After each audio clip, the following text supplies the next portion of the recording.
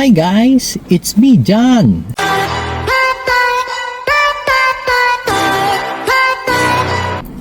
Nandito na naman ako at magbablog ako kasi meron nga pala akong isang post nung isang araw about sa yung libre na healthcare dito sa Canada.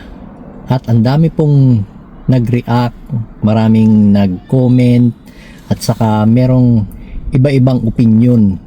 Kagaya ng yung iba, sabi nila okay daw yung dito sa Canada kasi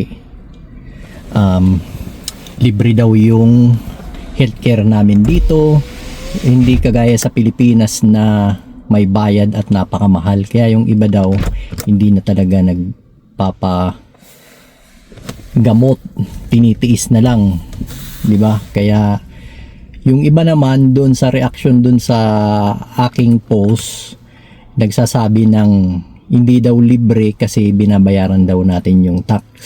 Sa akin naman, 'di ba sa Pilipinas nagbabayad din tayo ng tax, kahit saan ka pumuntang bansa nagbabayad talaga tayo ng tax. Pero dito sa Canada, yun nga, libre yung healthcare.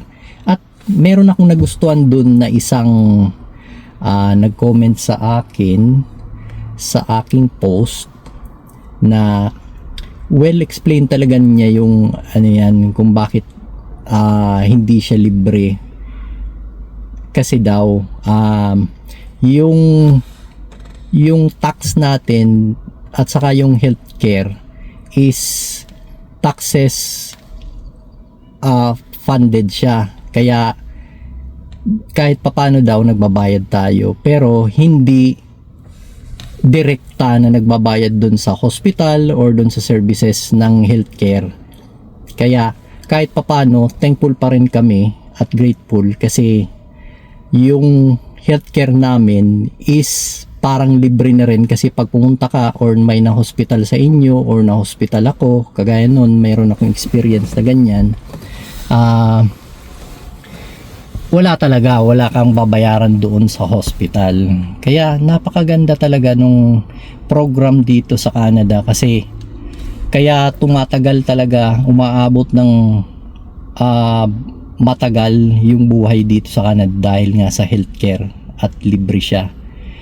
Yun lang po ang aking masishare sa usaping ito dun sa kagaya dun sa post ko nga na maraming nag-comment. Salamat nga pala dun sa mga nag-comment at sa inyong suporta, at don't forget to like, comment and share po sa aking page and sa aking mga videos na ginagawa po. Maraming salamat. Bye-bye.